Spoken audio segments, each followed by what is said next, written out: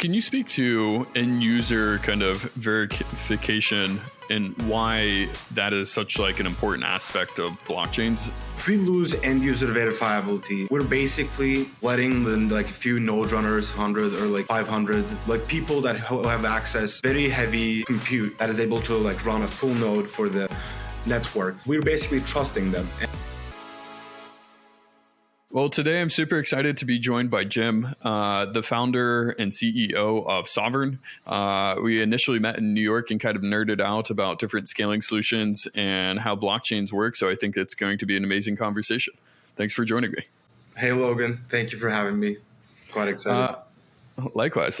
I always appreciate fellow people that can nerd out on the different technology solutions. And you've obviously spent a great amount of time in this world. And I think even in the past at the Ethereum Foundation are working on Ethereum clients. Maybe like prior to just jumping into Sovereign and what you're building there, can you touch just slightly on your background and how you kind of like got into this whole crazy blockchain world? Totally. And to correct, I actually did not work on the Ethereum Foundation. I worked on the Techo team, which was one of the teams developing the consensus clients for the Ethereum. Okay, perfect. Yeah. Awesome. Yeah. So my background is I'm from Istanbul, Turkey, and I think that gives me kind of a unique perspective on how impactful blockchains can be. That's like my background in Turkey, I think, has like always galvanized me to work towards like blockchains and better coordination tools for humanity. To be fair, I'm very much interested in the infrastructure side, and there are a lot of like very impactful people building the applications themselves, like Kevin Owaki of like Gitcoin, and like many people building on like the application side of like these actual coordination tools. But the infrastructure side of things, making like the scale, building like very high scale blockchain systems so that we can at some point in some way coordinate better with other humans, that's very exciting for me. I Totally agree. I think solid institutions that don't decay as you like live in a country, and like personal liberties, these type of stuff are taken very much for granted in the West, because the institutions are solid and they're working so well that nobody like are questioning them, I guess, too hard. What I mean by that is like the use case of blockchains kind of gets mocked a lot by like the general public in the West, because people can't see the immediate use cases, and that's quite reasonable for most people because they're living under like very strong institutions, whereas outside of the West and like in most of the world, these like the human-run institutions decay all the time and lead to corrupt governments, and people's like personal liberties getting taken away, people's lifestyles like being different lifestyles being forced on different people. So like a new coordination tool such as blockchains has always been extremely interesting for me to work on. I fully agree. I mean, and for that exact reason as well, I think brought me into the industry, just the possibility of self-sovereignty to everybody in the world. I was like, this is the technology that I want to work in for the next decade plus. That ability to kind of control your own money, to either control your own data from like monopolies that exist in the US, building kind of social applications, or being able to hold your own money, I think is a very exciting world. And I think originally what got me so interested into Ethereum and the entire ecosystem, it is a fascinating thing. I think what you're building at Sovereign is kind of a key component to bringing this to the masses. And so very fascinating kind of background, and definitely kind of gives clarity to some of your thoughts or why you're so passionate about the industry. Could you talk about kind of on a high level, what problems do you think still exist in the space today? And what are like the biggest challenges that need to be addressed so that we can continue to kind of scale the industry as a whole? Yeah, totally. So I think since the time that I joined the industry around 2017, and proof of stake and scaling conversations were at full speed. I think scaling conversations have been going since Bitcoin in like 2013, and people that were like hyped up. There were even like layer 2 solutions back then. And I think since 2017, we just developed a mental model on how we can scale these blockchains without like losing end user verifiability. I don't think we have seen many real life applications or like big leading projects adopting these solutions yet, although many teams are working very heavily towards them. For example, like the few mental models are like just rollups. Everybody now really understands that if you combine data ability with rollups, you can achieve scale in a way that you don't lose end user verifiability. And can you speak to end user kind of verification and why that is such like an important aspect of blockchains? Yes, totally. So if we lose end user verifiability, we're basically letting like a few node runners, 100 or like 500, like people that have access to very heavy compute that is able to like run a full node for the network. We're basically trusting them. And if they do decide to censor a subset of people, or if they do decide to steal the money of a government identified terrorist organization, there's literally nothing we can do. And since like the compute happens at like if you don't have any user verifiability, since like the compute happens at like 100 like or 200 like known big data centers, it's easy for local governments to send subpoenas, send their like own like police to make sure that these networks run and obey like the rules of the local governments and not the actual rules of the network itself. So on a high level, maybe to just re-articulate, ultimately the ability for users to verify the computation or integrity of the network remains true, and that they individually can verify themselves. And that's kind of one aspect. The other aspect would be just the network decentralization itself and having kind of sufficiently disperse and high node count such that no like specific entity or country could kind of like subpoena all the nodes and have effectively control of the network, correct? Yeah. So if most users have end user verifiability, when this like random government tries to enforce the stealing of the funds from like an entity that they deem as a terrorist organization, then users just can see that there is one invalid transaction trying to steal money from people, and people will just like reject that update. Whereas if you don't have end user verification, then like people won't be able to do that. Like people will just keep following whatever like the big nodes, like the full nodes in this network are running. And so it is critical for the like the value add that I am like believing in blockchains, for like the blockchains to have end user verification. Fully agree. I think this is a super important topic, and I think one aspect of this has really been light clients, and I applaud the Celestia team for pushing the space forward and kind of what they've done with light clients, being able to add trust minimization if larger nodes ultimately do happen. And so I think that is very one interesting aspect. Outside of end user verification, I mean, are there any other like large problems that kind of got you thinking about what that needed to be addressed and ultimately kind of birthed Sovereign and what you started to build there? Yeah. So the main problem that started Sovereign, from both like Preston and I's like point of view, was just how we can scale this end user verifiable censorship resistant system to the masses. And along the same time, we were both reading the Celestia, like Lazy Ledger white paper at the time.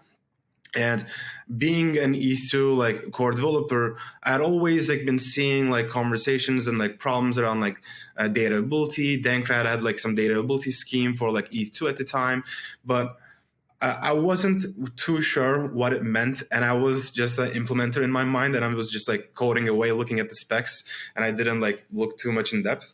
But when I had the time, when I stopped being like like E2 dev, and when I was reading the Lazy Ledger paper, data availability in my mind clicked. Like techniques like data availability sampling and data availability custody, they really do let us scale data in a way that we can't scale compute or just general like blockchain execution. So that's when I was like, oh shit, like things are going to move fast in the next few years. And could you talk specifically to like that realization, or like what made it click for you, and maybe even like share some of the technical aspects that you're excited about as well? Yeah. So like for me, what made it click is that you add more light nodes, like you add more light clients, and the more like light clients there are to sample the full nodes, more you can increase the capacity that you can pass through full nodes. So that was like in my mind, wow, like the more we add like these like end user verifying nodes, more we can scale the blockchain, at least one part of blockchain. And so once we scale one part of blockchain, that gave me a lot of optimism that we can scale the other parts, that we're just like missing a few pieces, but we're slowly like getting there. When I was like referring to mental model in the past, like around like 2017 or so, one of the best like mental models we had for scaling blockchains was like shuffling around validators, like making the same validators, like the committees of the same validator set, doing like different computation work and then merging them. And it was like, as you can like now like in retrospect like see, those were like very simple ideas, but now like seeing that there's like a special technique to scale one layer, I was like, if that's the case, then like we can probably like have other like techniques on the higher layers to like finally achieve a truly scalable blockchain for the masses. So I read that, I got super hyped. I started thinking about how we can build like rollups on top of like pure DA layers, because pure DA layers don't have the problem of trying to scale this like L1 smart contract or the L1 execution layer. And it's hard to like build a protocol. And although my dream has always been to build a globally innovating tech company, and this was like a major problem space that I'm now seeing like some like initial traction on the data side, and now like execution side needs to happen. I was super excited, but really didn't know what to do next. Amazing. It took me a while to kind of understand the data availability problem as well, and speaking to a lot of smart people and kind of just reading a lot of white papers. It is an interesting problem, and I definitely applaud Celestia and their approach. I think it's super novel, and they truly have like pushed the space forward in the light client sense.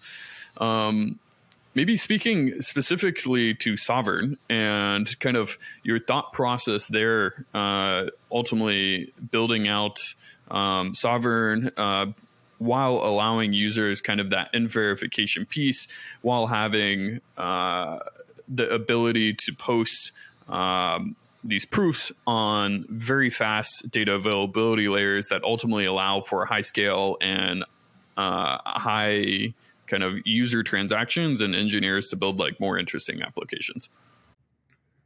So and so Sovereign like came about after like thinking, like seeing that now like we need to scale the execution layer. Preston and I were thinking how you can have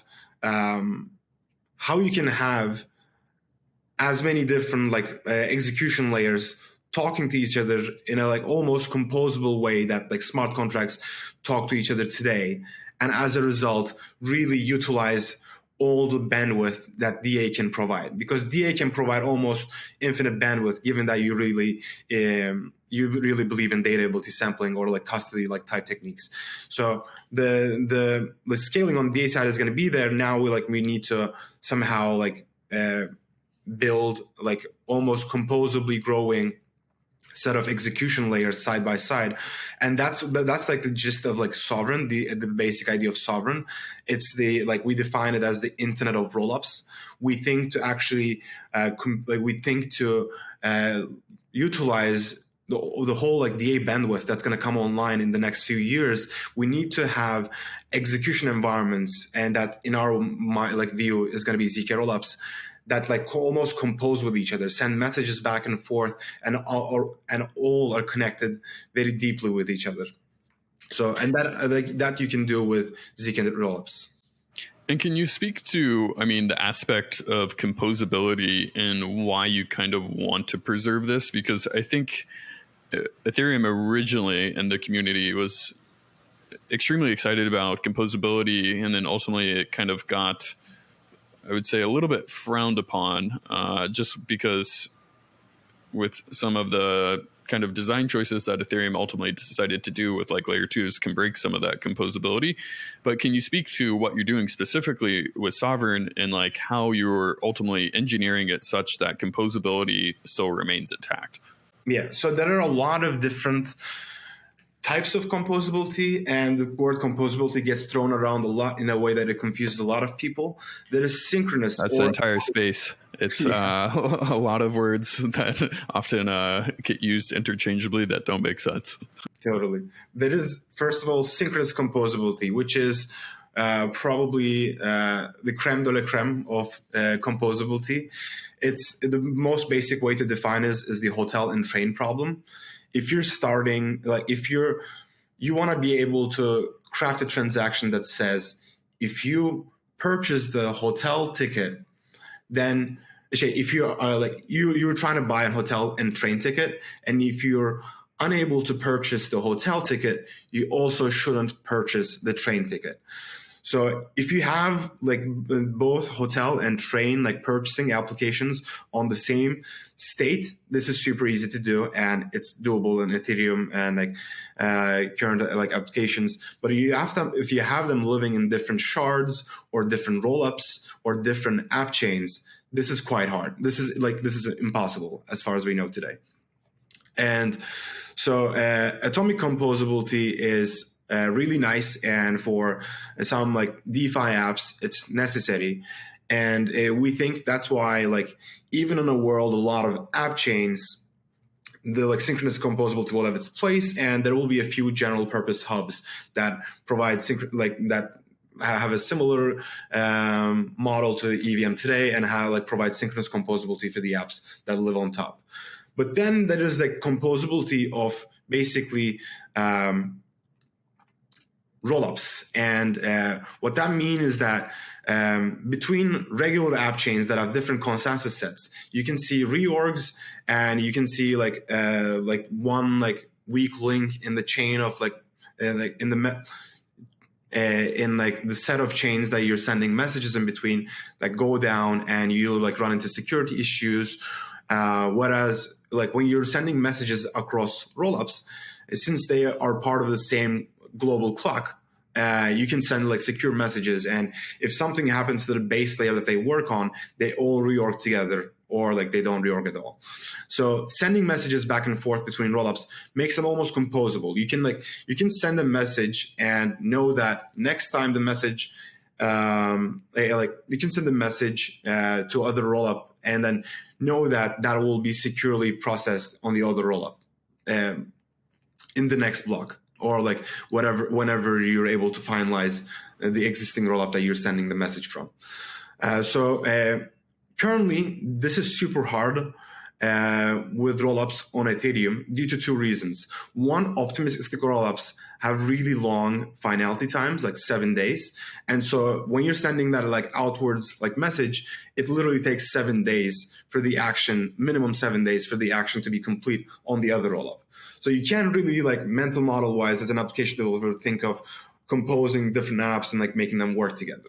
In ZK rollups, this is supposed to work really well because you post a ZK proof, bam, like you're able to like verify the correct state on the other side. You should be able to send a message. However, verifying like ZK proofs, although like a very low like effort thing to do for a regular phone or your computer, for Ethereum, it's quite expensive. And so almost all ZK rollups today wait for a long time before they post their proofs. So they batch a bunch of like block proofs and they post them all together at the same time so that they like save on verification costs. Like Starkware, I think like posts around every 12 hours or so. So now like you don't have 7 days delay, but you have a 12 hours delay due to the very high verification costs on the Ethereum L1. So even now when you're trying to compose rollups on compose ZK rollups, like you're composing them at like every 12 hours, like sending messages every 12 hours. That really doesn't work well. What we want is you want to be able to really aggregate all the proofs from all the ZK rollups so that verification is done once for all the ZK rollups, and it's quite cheap as a result. It's just like part of like natural part of like the state transition of the rollup. And so you can receive messages from all the other ZK rollups with just a single or 2 block latency. So you can build applications that depend on each other across different rollups, because that's how we achieve scale, when these different state machines talk to each other seamlessly. That makes sense, and definitely appreciate the in-depth explanation. Maybe just to rehash it for some of those that are not as technical with optimistic rollups, because you have the fraud proof, there's that 7-day challenge window, and that makes it very hard to do interesting things with rollups. Today on the composability side, validity proofs or zero knowledge proofs ultimately will kind of make this much better. But today, because Ethereum doesn't have that much block space and compute is relatively expensive, it's expensive to post these proofs on chain. And so the aggregators of these validity zero knowledge proofs are waiting 12 plus hours, and that just makes it much more challenging. And so what Sovereign is trying to do is aggregate these different proofs or zero knowledge rollups across these chains and kind of batch them into one, allowing you to have much faster kind of finality time across these individual rollups. Yes. So that is one part of our vision. First of all, we want to make launching a ZK rollup as easy or even easier than it is to launch a blockchain with Cosmos SDK today. So Cosmos SDK today allows you to launch your business logic as a standalone blockchain very easily. We want to achieve that with ZK rollups and even easier. And also, since launching a ZK rollup, like we handle basically the cryptography and the proof system for the user. We're integrating the proof aggregation system inside this rollup generation, so that all of the proofs of any different rollup that's generated with Sovereign SDK can be aggregated and verified very easily. So maybe provide, or if you could give a couple of examples of how you think this would work out initially. Maybe there's a dozen kind of rollups today. Some of them are optimistic flavor. Some of them are zero knowledge. Could you provide an example, or maybe not even the ones that exist today, but in the first kind of iteration of Sovereign, who do you kind of believe are going to be using the system to aggregate these proofs to ultimately batch them to Ethereum? Yeah. So we generally don't take a stance on the customer target who might want to use Sovereign. We think almost all blockchain applications today will benefit a lot from the scale and speed that the Sovereign SDK will provide. But to give an example, right now, there are a bunch of ZK rollup teams that are coming online, like ZK Sync, Polygon, ZK EVM came out, Starkware is, I think, in production. And so these teams don't actually share the proof verification costs. And I had friends in the industry trying to like coordinate these teams, like come together and create like a verifier for all the different proof systems for all these teams, so that the proofs can be aggregated and the costs can be shared. This is basically a political problem, and it's really hard to do. But we the teams that will be building on us are not like people that are like trying to build their own proof systems. They're not trying to like own like the stack vertically. They're just application devs that want to like connect with other applications as easily and seamlessly as possible. So we're talking with like DeFi teams that, like we're talking with like people that are also like starting like new types of like protocols, and they just want to launch a ZK rollup, and they also want to be connected. So they really like don't have much opinion other than they want to like use a platform that like provides them seamless connectivity.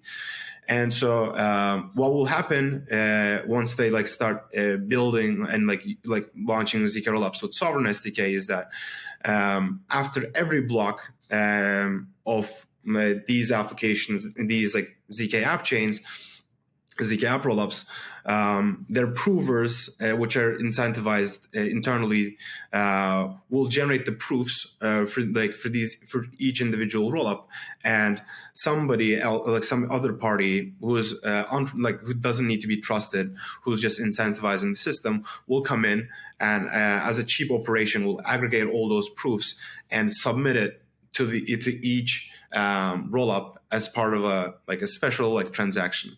And so like these will just be like incentivized parties that are part of just incentivized parties like validators that are incentivized today. And so as a result, we think connectivity will be quite seamless in Sovereign ecosystem.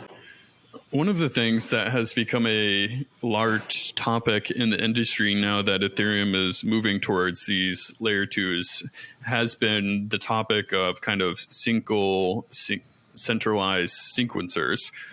But ultimately the conversation is then kind of moving towards, all right, these sequencers are centralized today, normally typically one entity.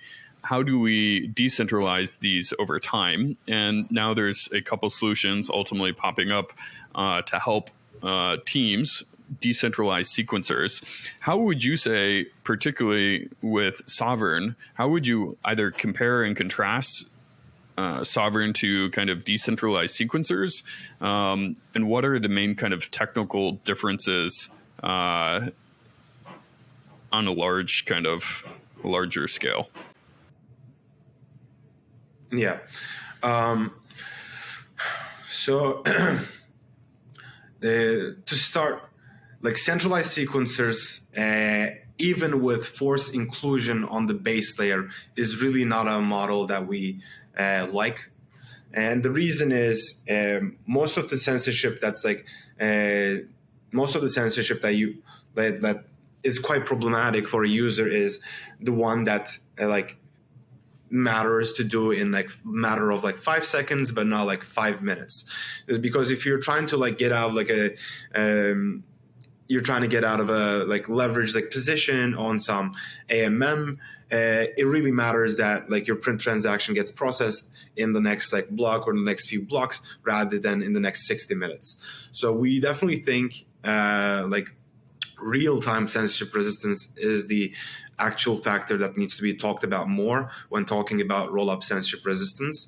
And the current schemes out there really aren't great solutions for that. One of the things that we're excited about, we're this is still a very uncharted territory, and there are a lot of teams trying to innovate in this area, and we don't really hold too strong of an opinion. The Sovereign SDK is built in such a way that through our module system, we can integrate different sequencer solutions. And to start, we're providing a centralized sequencer purely for testing that's complete and will be out this week. And the next the decentralized and secure option that we're going to provide is going to be base sequencing. Base sequencing was an idea that we've been thinking about for a long time. Justin Drake made it quite popular recently, and we think there are some we think there are some nice schemes to be built incorporating base sequencing and potentially centralized sequencing too. And we're exploring potentially providing almost Web2 type soft confirmations alongside like a censorship resistance base layer if this centralized sequencer is trying to censor you. And for those that don't know, can you share more about what base sequencing is? Yeah, base sequencing is just that. Whatever like the base layer, like the DA layer, validator wants to include in the blockchain becomes like part of like the canonical rollup chain. So at the point that the transaction or the proof is included into the base layer one. Yeah. So like, let's say like there's like there are people like 10 people who send transactions, and the base layer like block leader picks 7 of those and puts that into the its own like DA layer block. All those 7 like transactions are now part of the canonical rollup chain. That's basically it. Gotcha. And maybe to wrap it back to Sovereign, ultimately, what you and the team here have created is the ability to generate a zero knowledge proof of kind of these aggregate proofs across blockchains, kind of a recursive proof, if you will, that will submit down to the base layer. Is it specifically Ethereum, or are you kind of base layer agnostic? We're completely base layer agnostic. We started trying to build rollups in purely sovereign ways so that we can, the user has the option to port their rollups on whichever DA layer they want. We're currently supporting Celestia. We have our like Celestia adapter, where like the Polygon Avail team is working on, an adapter so that the users can deploy on their rollups, on their DA layer as well. And over time, we want to like support almost all the DA layers out there. Makes a lot of sense. I like the approach. And so ultimately, we'll just by creating the proofs, as you mentioned, that was initially kind of expensive, especially on Ethereum, because it's cost quite a bit with the block space and amount of compute that Ethereum has available today. Will Sovereign be similar in the sense that initially it'll be slightly more expensive or similar costs, but as you scale and as you get more rollups utilizing Sovereign, that cost is shared and then ultimately decrease for every individual participant? Yeah. So in Ethereum, there is one single like execution layer that has to process all these fraud proofs, all these like validity proofs. Whereas in ours, we don't go through a bottleneckable like layer 1. All the proofs are aggregated and they're submitted to like individual rollups as single transactions. So every individual like rollup will process that one transaction, but after that, like we are not like gonna pay extra for this, like if we're using this one enshrined layer. Amazing. Maybe speaking a little bit to some of the more like technical aspects that you've built in with it, or that you have built at Sovereign, is kind of zero knowledge or rollups and the ability to kind of do the proof generation in parallel. Could you speak to that? I love parallelism. The ability to do anything in parallel, I think, is great. So if you could speak more to that, I think it's an interesting point that you've built into Sovereign. Yeah. Over the summer, my co-founder Preston worked with the Resiro team to come up with a scheme to like that basically allows you to throw almost infinite GPUs, so gain infinite like parallelism for like proving ZK rollups. One of the most like bottlenecked parts when it comes to ZK proofs is especially for Starks, is the fast Fourier transform, and because it takes n log n time, it has n log n time, and what we came up with over the summer is a way to take an execution trace and split into like so many like almost infinite number of pieces, so that you can like now compute to like FFT not over the whole execution trace, but on like small execution traces, and you can tie them back together recursively. As a result, you don't eat the cost of the n log n for the whole execution trace, and the more GPUs you throw, like there is some constant overhead, of course, but the more GPUs throw, you're able to get like lower and lower latency, given that your recursion time is quite low. Interesting. And so are you effectively just able to parallelize this better because you're reducing kind of that n log n? Yeah, you're basically reducing that n log n to n, and as a result, you're able to throw a lot of GPUs at you're able to throw a lot of compute to prove. I love to hear it. As fast. I love to hear it. Yeah. I like adding more compute. Things go faster. It makes things relatively simple. One person with this, I open up a spreadsheet and I'm like, let's push this model. Yeah, for sure.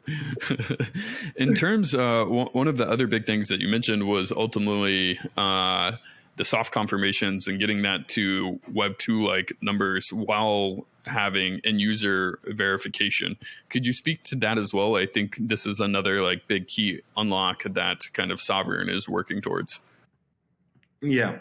And this, like the thoughts we have on like the sequencing side is like definitely at the research stage. It's nothing that we work on implementation wise. We're just thinking and exploring the area.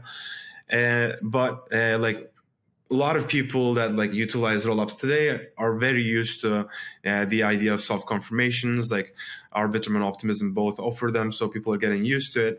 So that got us thinking, if there's so much demand for like soft confirmations, is there any way we can keep those and still keep censorship resistance? And we think there are some ways to achieve that, as long as you have like base rollups, and at the end, there's a way to bypass the centralized sequencer and go directly to the base layer. And for that, to be able to do that, we're working around with like mechanisms that give preferential treatment to like the centralized sequencer. For example, you post the transactions to the DA layer, and whichever the order like of the transactions, whatever the order the transactions are ordered in, the centralized sequencer's address virtually gets ordered the first. So as a result, the centralized sequencer is able to provide soft confirmations as it does. But then if you're not including centralized sequencers like batch, you can like bypass it and still like add the transaction, like directly send it to the base layer.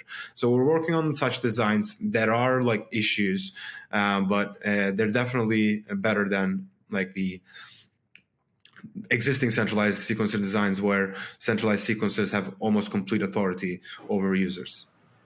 And again, maybe I missed it. What was the mechanism that you're specifically building that allows you to kind of bypass or add additional censorship resistance in these more centralized sequencers that exist today?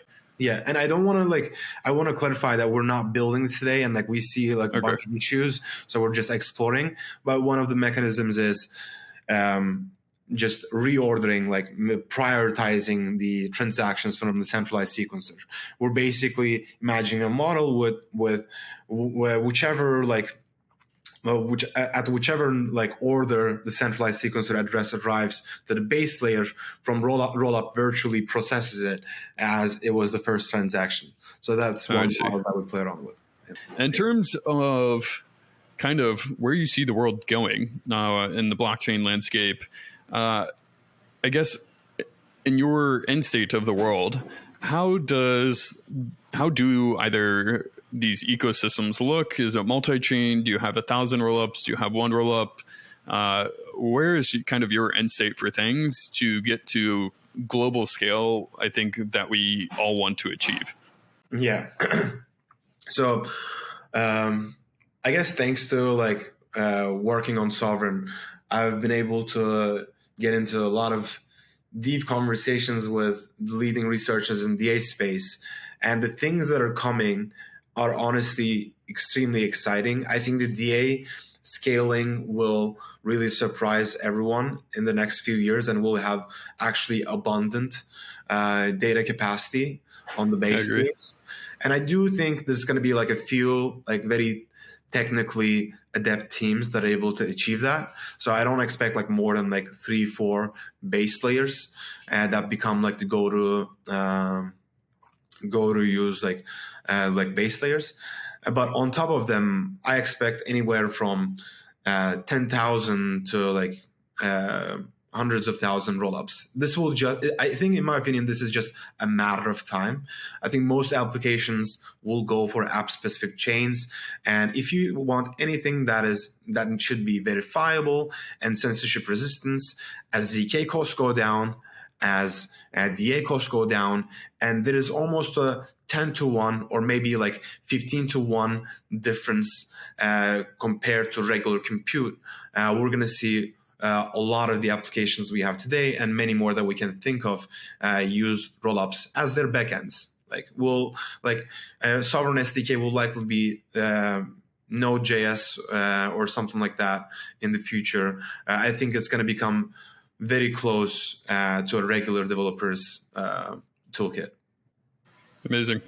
In terms of like hundreds of thousands of rollups plus, and kind of applications having their own either app chain or rollup, what do you think the main benefit to kind of the developers and that like user are? Is it specifically kind of like fee isolation or just being able to like customize the stack?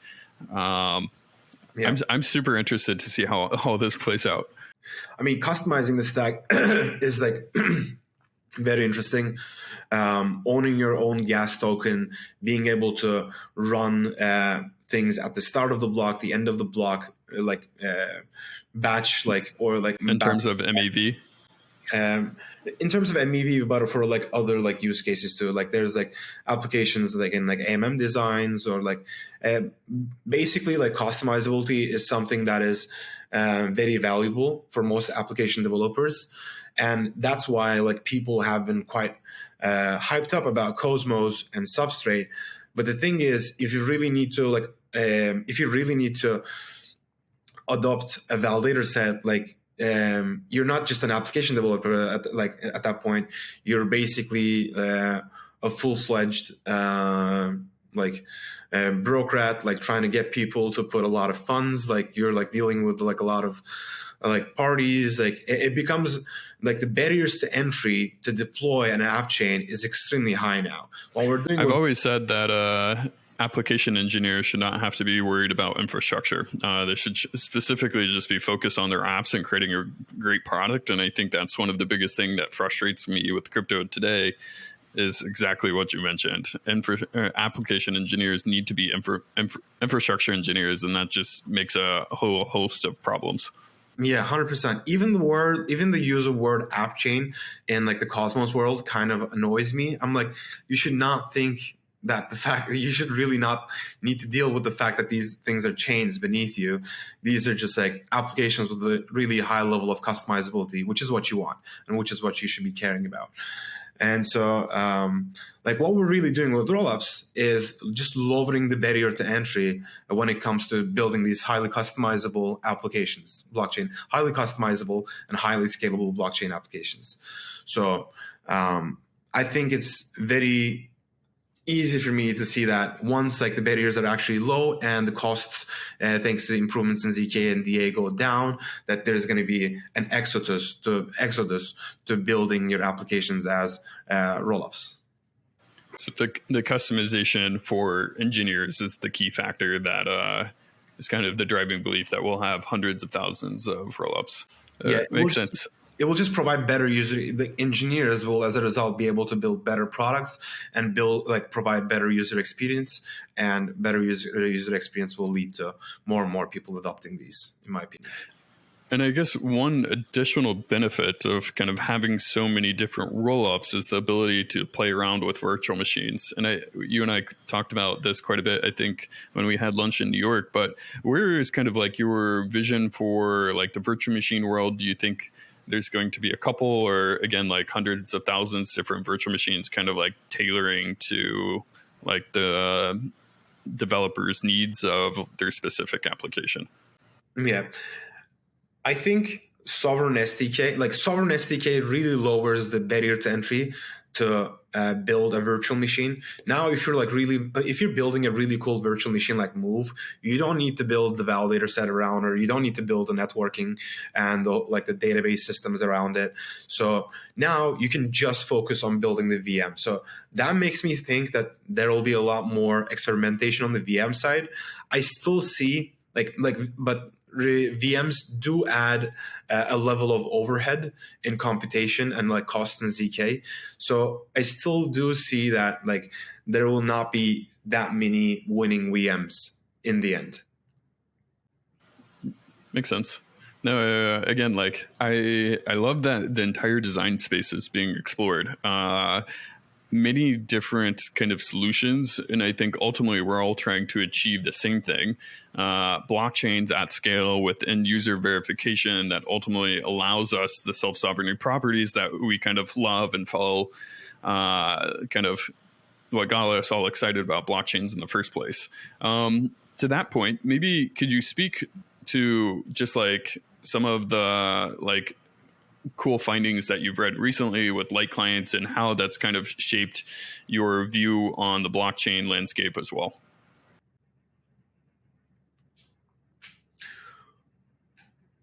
So I can't point out to an article that shaped my like thinking, but what I can say is that finally we're coming towards an era that light clients are not just light clients. Low resource clients are basically fully verifying clients thanks to ZK proofs. And we're initially starting with the execution layer, and now with like sovereign with like the fork choice of the rollups. But over time, I think we're going to see fully verifying clients of the consensus of like the base DA layers. And so over time, we see like what we call super light clients coming online, where with just a single proof from your RPC provider like Infura or Alchemy, you will have complete confidence that your transaction was processed correctly, your state was the state of like the application was given to you correctly. So thanks to ZK and like the innovations done on rollups, and now like applying the innovations and like ZK proving to the consensus clients, I think we're just a few years shy away from fully verifying the whole like new modular blockchain stack in ZK and giving users completely trustless access. And this was one of the biggest criticisms of crypto in the last few years. Oh, you still trust like Infura and Alchemy? Where actually quite soon we really won't need to. Yeah, the whole design space is that zero knowledge has ultimately opened up to blockchains, and what they will be able to enable in the future is definitely very exciting. Maybe just wrapping up the podcast, you have some great blog posts. I definitely invite all the listeners to check them out at Sovereign. One of those kind of spicy assertions, actually there are two, but I think we talked to the first one, optimistic rollups break composability. And I think primarily that's because of the fraud proof challenge period of like 7+ days. But the second one is monolithic L1s don't scale. And I would love to hear you kind of just expand a little bit more on this topic. It's kind of spicy, but I would say also not spicy, but would just love to hear your thoughts. I think at this point that's really not spicy, but I say that in a way that like I think Solana or some other communities kind of confuses the way with which Ethereum and like Bitcoin community uses scale. Bitcoin and Ethereum community uses scale strictly like while also trying to like keep end user verifiability. And from Solana's perspective, you really just want extremely low level, like say low latency global computation, and you really don't care about end user verifiability. And so like both like in from Solana's perspective, monolithic L1s do scale. But if you are really trying to like keep that end user verification, make sure like that I can run the node, or I can get verification that the nodes were run correctly, and still increase the number of like transactions that the network is doing, then yes, monolithic L1s. They have like lots of optimizations, but at the end of the day, they depend on increasing the hardware requirements, so they don't scale. That's basically the gist of it. It is interesting. I mean, so I kind of went down this rabbit hole, but then I found Vitalik's post about kind of the end game, and kind of at the end of the day, his kind of thought process was that if you're a block builder, you have to increase hardware costs. There's kind of no way around it. But then you have light clients to do like trust minimization. And then so you can still do the verification. And I think it's definitely come around to me that light clients are extremely important. And I think it has on the Solana community as well. And I know even Sui is going to do some type of version of this. They call it a sparse node, where you can track like individual assets. And so again, I think the whole industry is kind of learning about like what's useful. And I think everybody would definitely agree that end user verification is extremely useful and should be prioritized.